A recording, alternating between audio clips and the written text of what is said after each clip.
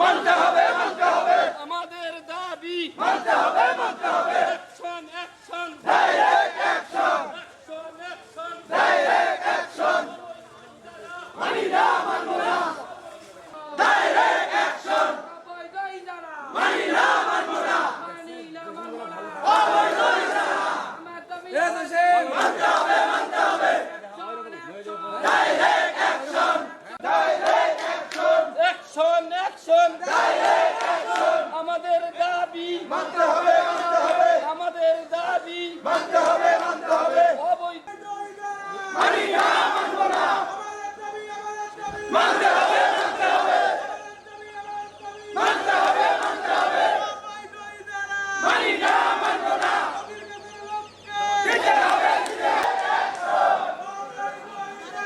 মানি না মানবো না মানি না আমরা মানববন্ধন করতেছি এই জন্যেই মাছারি ৪ নম্বর ওয়ার্ডের একটা ঐতিহ্যবাহী নদী, গরিব দুঃখী ওখানে নির্ভরশীল, ওখানে মাছ প্রোডাকশন করে ২ পয়সা পায়, ওইটা দিয়ে পেট ভাত উপার্জন করে খাই। আমি সরকারের কাছে দাবি করতেছি এই দুর্নীতি আমরা মানব না, দুর্নীতি ইজারা মানব না।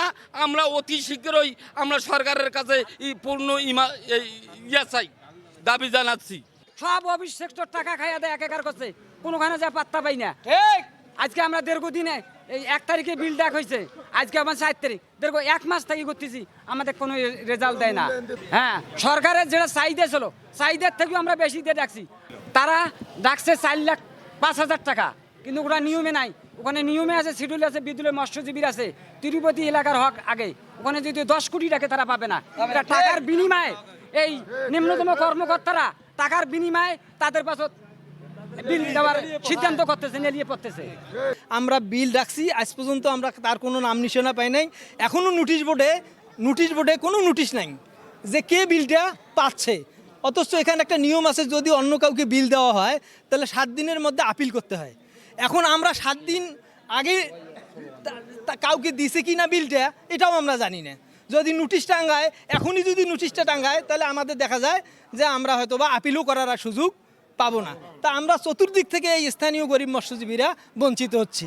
আমরা এখান থেকে আর আমরা এসিলেন অফিসে যাই, সবাইগুলো বলে এখানে কিছু নাই, কাজ হচ্ছে, হবে না।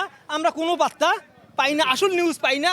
আবার শুনি যে জলমহল ইজারা কাউকে না কাউকে দেওয়া হয়েছে, তা সিটিও ডিসি অফিসে পাঠাই দেওয়া হয়েছে।